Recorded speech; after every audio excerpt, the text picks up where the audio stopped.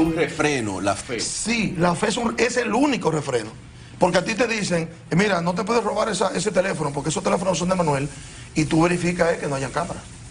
Si hay cámaras, no lo puedo hacer, pero si logro desconectar las cámaras, yo me lo voy a llevar porque nadie me lo puede probar. Y estamos en una sociedad donde por las pruebas. O sea, donde la persona reta sus propios valores, reta sus propios principios, dependiendo de si lo ven o si no lo ven. Y voy, por ejemplo, un ejemplo. Yo he salido algunas veces del país, he estado el mayor tiempo, 18 días. Bueno, no, 20 días cuando estuve en Texas hace dos años. Y nada me hace a mí, estando en Texas, hacer una cosa contra mis principios. No importa que esté en Texas, en Connecticut, en New York, en New Jersey, en Costa Rica, en Colombia, en Panamá, no importa. Y yo he visitado todos esos lugares. O sea, te da un nivel, un estándar de honestidad, te da un estándar de pureza, te da un estándar de respetar a tu esposa, de guardar un legado incluso para tus amigos, para tus hijos, cualquier nivel de fe. O sea, yo respeto a un adventista, yo tengo amigos adventistas que hasta hacemos tiempo con ellos. Yo tengo amigos entre la fe evangélica, por ejemplo, tengo bautistas, tengo pentecostales, porque pienso que en última instancia el único salvador es Jesús, no importa lo que se diga, no importa lo que se diga, el único salvador es Jesús. Y dependiendo de tu relación con la fe, con la Biblia, con tu fe, eso te podrá poner unos frenos que a la sociedad lo necesita. Sí. Por eso volvimos, perdón, Manuel, por eso volvimos al asunto de mover el asunto de la lectura de la Biblia en las escuelas. Y digamos, eso no sirve para nada, pero es del oír, es que muchos caminaron la fe católica y luego la evangélica. Es de oír, es del hecho de ver a alguien profesando una fe. O sea que creo que es lo que debemos como sociedad impulsar, y el gobierno debiera abocarse, ya que se quieren hacer otras enseñanzas en las escuelas que son incorrectas para niños, pues debiera abocarse a que haya profesores de religión que tengan el trabajo de hacerlo diariamente, porque eso lleva un freno. Cuando alguien a ti te dice, no importa que sea la Biblia o una persona, y por ejemplo Manuel, nos conocimos hoy, Manuel me dice, Víctor, mire, tal cosa, no tome por tal calle. A mí me basta con eso, con su palabra, y yo evito la calle que Manuel me ha dicho que evite, confiando en la palabra del consejo que Manuel me está dando. Sí, pastor, cuando usted habla de que tener una sociedad en declive, obviamente está reconociendo que nosotros vivimos una sociedad en crisis. Sí, y una sociedad en crisis donde hay una tendencia hacia la violencia de manera permanente, sostenida. Aquí, por ejemplo, se discute cuando un conductor le roza el vehículo a otro, y eso puede provocar una muerte. Pero en sentido general hay eso, usted dice, bueno, lo provoca la falta de fe, pero también uno observa que hay una falta de un régimen de consecuencia muy notorio, que también de alguna manera contribuye a ese estado de violencia. ¿Cómo usted ve la sociedad de hoy dentro de ese marco? Mire, yo lamento que nosotros somos, y me disculpan, que somos tan mal educados como país.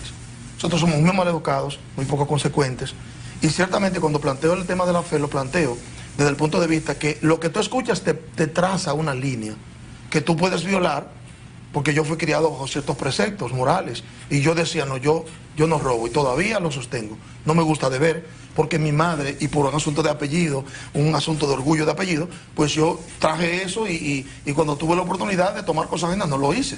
¿Por qué? Por esos principios impresos, impregnados en el hogar. Ahora bien, tenemos un problema de educación, y un problema mayor, porque para mí son en gran medida los más responsables, es eso, esa falta de régimen de consecuencias. El hecho de que tú resuelves un problema de tránsito con 500 pesos, y el hecho de que si tú eres de tal familia, las consecuencias para ti no son las consecuencias para mí. Eso no se está destruyendo.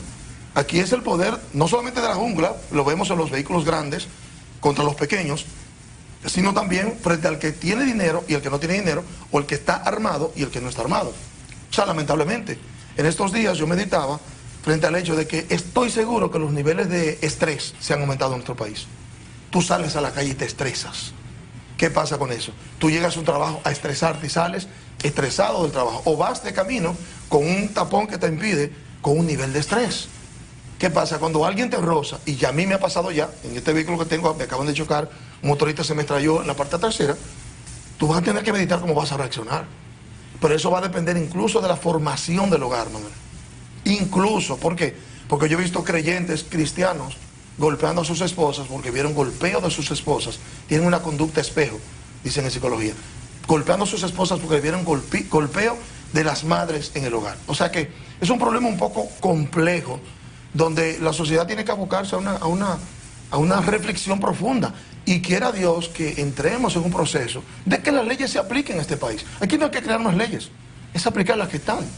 ¿Pero quién las aplica? Si los mismos políticos son los que llaman al cuartel para soltar a alguien que cometió, que mató a una gente, que hizo tal cosa. Son los mismos políticos, porque la sociedad se apoya en los políticos para buscar esa indulgencia. O sea, es un tema y la gente está como irascible, airado en la calle. Puede ser el estrés, puede ser el problema económico que tenemos, puede ser el problema de que cada vez que entra a un supermercado, ya volvieron a llamar las casas del horror, etc. O sea, hay una serie de elementos y si a eso tú le sumas tu formación de hogar, que tú no hayas sido formado para la paz, que tú no hayas sido formado para apaciguar. ¿Y qué vemos? La música nuestra, la música que se está consumiendo. Yo venía del camino y escuché un vehículo con una música que yo lo escuchaba en el mío encerrado y oyendo una canción cristiana. Óyeme, la música tiende a la violencia. ¿Y quién detiene eso? ¿Quién detiene la incidencia, la insistencia con el tema sexual desde los niños, que si las menores? Nadie detiene eso. ¿Por qué? Porque lamentablemente la sociedad estamos siendo muy permisivos y quienes tienen que poner reglas, o más bien aplicar las reglas, no lo están haciendo, lamentablemente. Precisamente esa influencia que tienen los medios de comunicación en la conducta social, a mí me gustaría que ustedes reflexionaran un poco más sobre eso. ¿Qué impacto tiene los medios de comunicación precisamente en conceptos como la moralidad, la honestidad, la cultura de paz? Bien, mira, escuché 2 días a un cantante, ¿no? Lo escuché, lo leí, a un cantante de esos de reggaetón, una cosa de esas, no, creo que era extranjero. Y él se vio en una fiesta donde empezó un tiroteo. Es uno muy famoso, ahora no recuerdo el nombre, pero es uno muy famoso.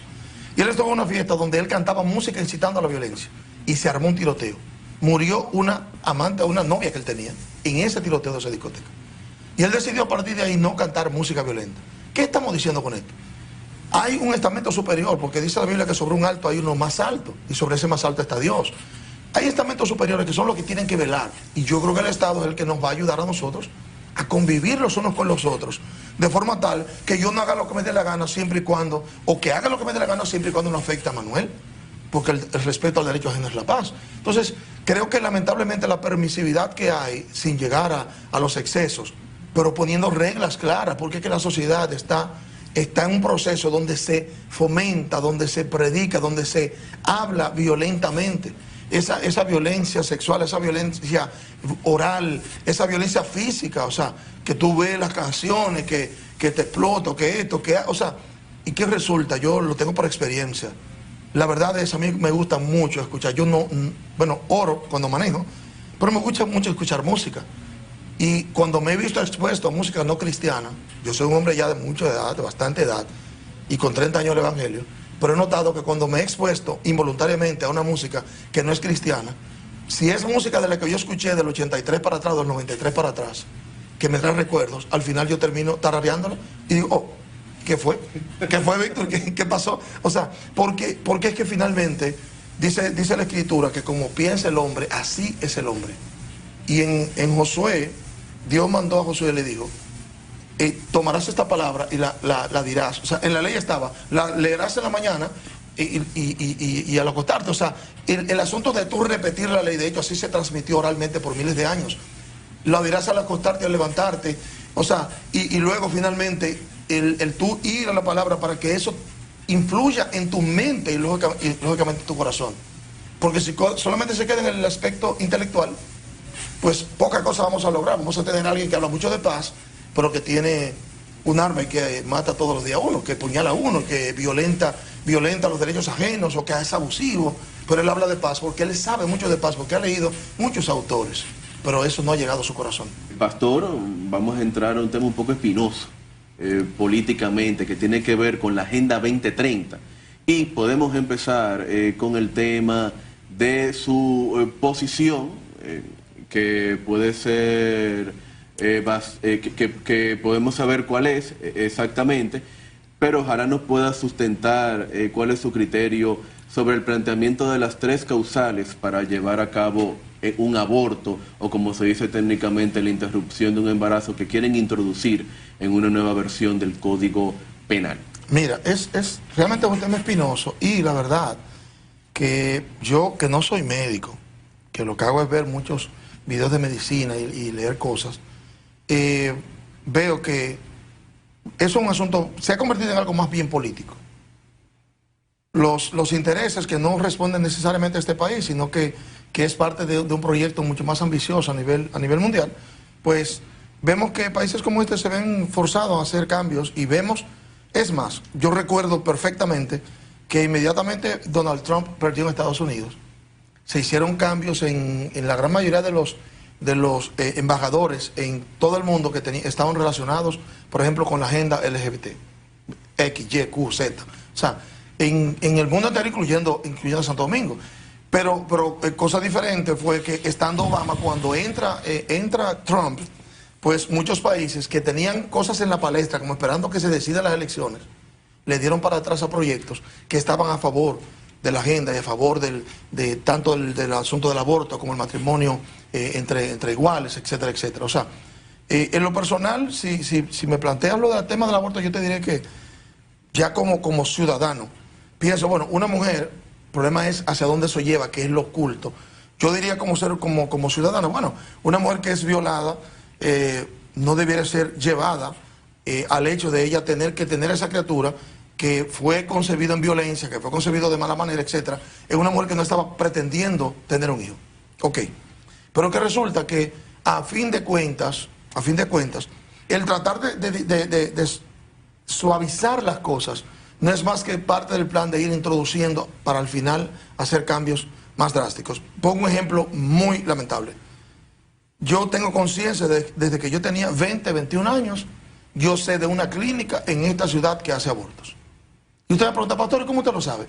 O muy fácil, pues yo me convertí a los 26 y yo llevé a una novia que yo tenía ahí, estando ahí en un proceso de embarazo de cosa de un mes. En ese tiempo, como yo era inconverso, era un impío bebedor, mujeriego, ¿cuál era mi concepto? No, que mientras no cumpliera 3 meses, oye el concepto, que ahí no había una persona, o sea, oiga el concepto que me es desmontado cuando yo en el 93, 5 años después, 6 años después, yo hago oración de fe, me convierto al evangelio y eso, Dios me cambia la mente. Y digo, no, espérate. Al punto de que en un momento tuvimos un caso lamentable en nuestra iglesia, donde una hermana salió embarazada de una persona que no debió salir embarazada, que era un hombre casado. ¿Y qué hizo el pastor? Orar, Señor, no permitas que este evento destruya ese matrimonio. Y Dios, nadie más, Dios tomó control del asunto. O sea, pero sé que esos trucos, en una sociedad como esta, legislar para eso no es más que destruir más la sociedad que tenemos. Y a lo que usted plantea le quiero agregar. La verdad. Porque es que ya se hace. Estoy hablando de cuánto, más de 35 años tras más. Ya eso, y todavía está en el mismo sitio, todavía realiza las mismas prácticas. Ah, bueno, a mí me obligaron a llevarla. Ella fue obligada. No, fuimos conscientemente porque éramos pareja. Novios, los novios que se habla, como dicen las iglesias evangélicas, los novios del mundo, novios con derechos. El único problema ¿cuál era?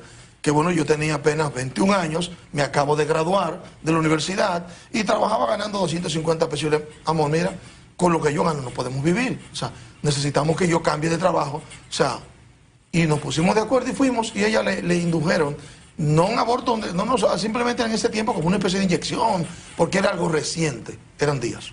¿Podría entender? Sí, y a lo que usted planteaba, a mí me gustaría agregar sobre el tema de la causal de la violación, y es que es un ser vivo que está dentro del vientre, y a veces al violador ni siquiera se le castiga. A quien terminan castigando es a la madre, a ese ser vivo que está dentro, lo terminan reventando. Sí. Y a mí me gustaría preguntarles a esas personas que promueven eso si les gustaría que los condenaran por un crimen que cometió su padre. O sea, ¿te gustaría que te condenen por un crimen que cometió tu padre? Y eso es lo que hacemos, o lo que pretendemos hacer con la revisión de este Código Penal, castigar a un ser vivo indefenso por un crimen que cometió otro. Debo añadir algo. Hay quienes defienden el aborto se sustentan en que debe ser una decisión de la mujer.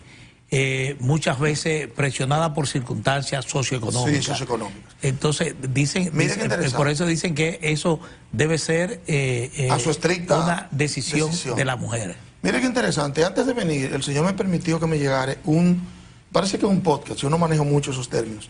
Creo que fue un podcast, donde mostraba, bajo un microscopio, que cuando el óvulo es fecundado, emite una luminosidad en todo su entorno.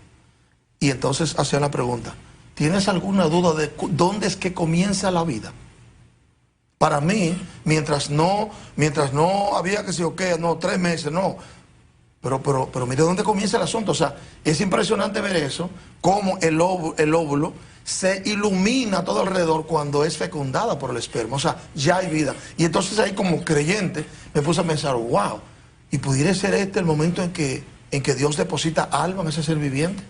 Que es lo que nos diferencia de esa alma pensante, que nos diferencia de los animales. Y uno descubre por la ciencia que un niño sufre la depresión de la madre. Un bebé de días, y que a las 2 semanas, al menos ya se le escucha el corazón a ese embrioncito que está en el vientre de la mujer. O sea, que aquellos que defienden, yo soy muy radical, y yo lo que lamento es que esas personas no hayan sido abortadas en su momento, y me perdonan. Yo sí. Cuánto lo lamento, que sus madres no hayan pensado así. Igualmente se plantea un debate mundial en torno a si son objetos de derechos las personas gay, es decir, personas de un mismo sexo, que demandan, por ejemplo, que se le permita el matrimonio y que la sociedad igualmente le garantice una serie de derechos a ellos por su condición. ¿Sí? Sí, sabemos que eso es una corriente, y gracias a Dios nosotros escapamos al ciclón Brewster, gracias a Dios que escapamos a eso, el Señor nos guardó. Y pienso en lo personal, Manuel, que cada uno ahí sí hay libertad para usted decidir con su cuerpo, porque es tu cuerpo.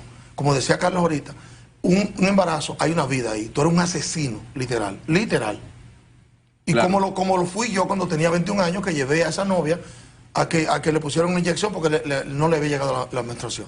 A ese nivel no fue un asunto de un cerclaje, no, fue una inducción a que le llegara la menstruación. Okay. Ahora, ¿qué pasa? Con mi cuerpo yo podría hacer en la intimidad lo que yo quisiera. Pongámoslo de esa manera. Ahora, ¿qué derechos tú quieres? Cuando la sociedad permanece, si nosotros lleváramos eso a la práctica, las sociedades van a ir evolucionando y desapareciendo. ¿Por qué? Porque los gays y las lesbianas no producen un ser humano. Ellos tienen que adoptar otro. Para entonces, lamentablemente, como se ha visto en muchos casos públicos, ese niño pasa por un tremendo trauma, ser violado, ser abusado, porque entonces hay que convertir ese niño en algo como yo, con este problema de desviación mental o psicológico que tengo. Porque es ciertamente un problema que no se resuelve con pastillas, pero que el Evangelio lo produce. El Evangelio produce el cambio. O sea, nosotros hemos tenido personas con desviaciones sexuales que llegan a la iglesia y han sido libertados de ese asunto, y ya varios de ellos tienen sus familias. O sea, que no es un asunto necesariamente de medicina, sino que parece que hay algo más. Parece que hay el mundo ya ahí cambia la forma de verlo. No lo ve un psicólogo, no lo ve un sociólogo, no lo ve un médico, porque son asuntos ya en otra esfera, en la esfera de la fe, en la esfera religiosa. ¿Y a qué tipo de tratamiento se someten esas personas, por ejemplo, que llegan a su iglesia? Bien, y que, ni siquiera es que lo sometemos a un tratamiento, porque recuerdo que hubo un psicólogo conocido que se vio frente a una dificultad lamentable con personas que no tienen fe, con gente que no... O sea, no, básicamente nosotros, yo en lo personal, desde hace 26 años, lo que hacemos es dejar a la gente caminar, y nosotros sí creemos en cosas que otros evangélicos no creen, que por lo que le digo, que yo tengo relaciones con diferentes grupos y yo no tengo problema. Ahora, nosotros hemos visto como una persona con amaneramiento, lo hemos sometido a asuntos de oración, hemos orado con la persona una, otra vez, lo hemos sometido a un proceso personal de lectura de la palabra, de lectura de la escritura, y con el tiempo esta persona logra lo que nos da el Espíritu Santo, que es el dominio propio. Logra dominio propio, pero además se le van esas ínfulas, esas apetencias. Yo estoy hablando de gente amanerada, que hoy están casados con hijos, y gente amanerada que ya dejó el amaneramiento, inclusive.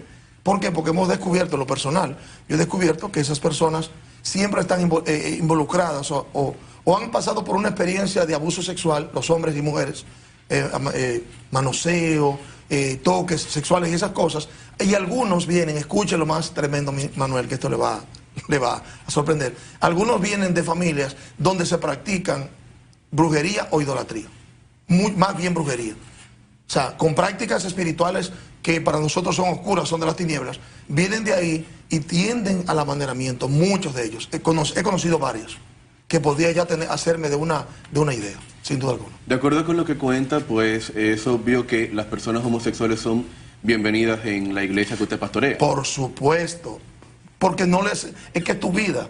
Yo tuve recientemente, hace creo que un año, tuvimos a las líderes de lesbianas, no sé, de Jaina, algo así. Y yo no sabía que estaba ahí, y yo prediqué lo que tenía que predicar. Y en algún momento, pero dije esto sin saber que yo estaba ahí. Usted con su cuerpo puede hacer lo que usted quiera. Ahora, usted no puede normar cómo yo voy a criar a mi hijo. Usted no puede enseñarme a mi hijo de sexo si yo a mi hijo no le he enseñado de sexo. A una edad que no sea la edad ya conveniente. Usted no puede decidir que no, es que cada uno, hay una patria potestad, hay un poder que yo ejerzo sobre mi hijo que no lo puede ejercer el Estado ni un maestro de la escuela. Y ella estuvo ahí, no, usted puede decidir con su vida lo que usted quiera. El tú normar, el tú tratar de forzar la sociedad, yo te reconozco, yo no tengo problemas contigo. Yo en el sentido de que no te rechazo, de que no tengo problemas de que nos sentemos a conversar, de que podamos comer juntos, porque yo he tenido amigos, inclusive homosexuales y lesbianas. Sin embargo, he visto personas restaurarse y otros que en la misma iglesia han decidido sencillamente volver a su antigua vida. Muy lamentable, pero que todavía nos contactamos, hablamos por Facebook. ¿Por qué? Porque es una decisión personal. Pero dijo Jesús, eso está en Juan 8, que tú conocerás la verdad y la verdad te hará libre. Creo que eso está relacionado con un asunto de falta de libertad, donde tú eres un esclavo, tú eres un preso de tus pasiones. Yo era un preso de mis pasiones cuando no era creyente. Ya no. Yo soy una persona libre, yo no tengo ataduras, ni café como algunos. ¿Qué opina usted sobre que personas con uniones homosexuales públicas, ya sea mujeres u hombres que están en unión con personas del mismo sexo, tienen la potestad o tienen la posibilidad, o si es correcto, asignarles algún tipo de ministerio dentro de la celebración del culto evangélico?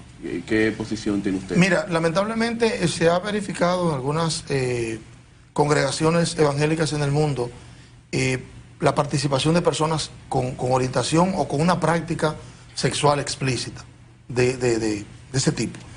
Pero pienso que si la iglesia realmente es la iglesia de los redimidos y de los libertados, y dijimos antes de la pausa que el que el Hijo de Dios liberta es verdaderamente libre, yo no tengo problemas en aceptar a una persona con esa condición. Y recuerdo que en una ocasión había un joven que hoy está totalmente sanado y él tenía inclinaciones homosexuales, tenía cierto amaneramiento y él quería participar del ministerio nuestro de danza. Que yo dije, no, en ese ministerio no, póngamelo en el de batalla espiritual, guerra espiritual, para que conozca de guerra espiritual, sepa cómo se maneja el asunto espiritual, los asuntos demoníacos, las influencias demoníacas, los demonios que influyen en cierta conducta, y no vamos a alimentar esta desviación que este niño tiene. Finalmente él fue sanado, hoy un muchacho totalmente sano, que anda haciendo una vida totalmente normal, aunque alejada del Señor, pero fue restaurado totalmente. O sea, no se supone que si yo todavía soy un alcohólico, no se supone, mientras la congregación sepa, o más bien mientras la congregación no sepa que tú estás en una práctica, tú no deberías participar. Si no lo sabe la iglesia, bueno, lo que no sé, el que ignora, ignora simplemente, y eso es otra cosa. Lo malo es que desde el púlpito cristiano se ha empujado esa práctica, la cual yo no comparto. Porque que si es un asunto de libertad, ¿cómo tú me hablas de libertad si tú eres todavía un esclavo? ¿Cómo me hablas de ser libre si tú eres un preso? ¿Cómo me hablas de restauración si todavía tú estás frente a lo que la palabra de Dios establece, frente a lo que tú estás todavía en el suelo, tú estás todavía en el lodo y no te has limpiado, que puedas decir como yo, no, yo cometí tal acto, pero nunca más, o sea, y yo tenía mis prácticas pecaminosas, pero para llegar al ministerio, y no por el ministerio per se, es que la vida cristiana es una vida de cambio, Manuel. La vida cristiana lo que promueve es la transformación del ser de adentro hacia afuera, donde Manuel me ve a mí y dice, oye, pero Víctor era un mujeriego, un borrachón, y todo el que me conoce sabe que yo era así. Bueno, por los que me ven hace 30 años saben que Dios hizo un cambio en mí tremendo, y que yo duré 20 y pico de años casado, 23 años casado con mi esposa anterior, y nunca le fui fiel. Y nunca le golpeé, nunca tuvimos las dificultades normales de confrontaciones por asuntos de opinión. O sea, pero a mí nadie me ha sorprendido bebiendo en un sitio. No, porque es que esas cosas yo las superé, yo estoy libre de eso. Yo fui libertad, inclusive del café, que lo dije de broma ahorita, pero yo tenía un vicio de café, yo tenía una atadura, una debilidad, porque el café me dominaba y me daba doler la cabeza cuando lo tomaba. Y yo digo, no, yo empecé a ayunar, tomé un ayuno de 5 días y a los 5 días, cada vez que me duele la cabeza, porque produce, me pone a orar. Y yo fui libre de la atadura del café. O sea, estoy llamado a ser libre en el Señor. Y no se supone que frente a una práctica, que el café es una tontería, ¿no? Pero frente a una práctica sexual, una práctica que tú eres una persona que te gusta lo ajeno. No, si yo lo sé, Manuel, vamos a ponerte un lado ahí. Carlito, tranquilo, vamos a trabajar esa parte, porque yo acabo de escuchar que tú le debes a fulano, tú tienes un problema tú tienes un descontrol, un problema de finanzas. Y eso puede ser un problema delicado porque eso va a llevar un mal testimonio. Estamos llamados, Manuel, a ser mártires, testigos de Cristo. Un mártir es alguien que está dispuesto a morir. A mí no me están mandando a morir de tirarme de un puente, me están llamando a morir a la vieja vida. Entonces la palabra de Dios, y más bien la iglesia cristiana verdadera, lo que debe promover es el cambio, no el show que tú decías ahorita fuera de cámaras, porque no es un show que tú lo ves por Facebook, que lo ves por... No. Se promueve en la comunidad, se promueve el hecho de que tú me haces crecer con tus aportes, que yo crezco viéndote. Tú sabes que te admiro muchísimo por el reto del azúcar, que yo no lo he podido lograr. Bueno, esa es la comunidad, no un asunto a distancia y donde el cambio se puede ver porque lo vivimos juntos y lo compartimos. Pastor, alarman las estadísticas de embarazos en adolescentes en la República Dominicana. Y una de las soluciones que se plantean es la educación sexual en las escuelas. ¿Está usted de acuerdo con...? Mira, estamos en un declive, ya lo sabemos. Estamos en una crisis terrible de valores. Y tenemos más de un 85% de divorcios hace unos años. Quiere decir eso que tenemos madres solteras cuidando niños y trabajando a la vez. No sé cómo sonaría una respuesta mía a favor de enseñar educación sexual, porque lo que nos enseñan es a practicar sexo, no necesariamente a cuidarse, o sea, muchas veces, y he visto muchos videos. Entonces, no, yo pienso que debemos retomar la familia.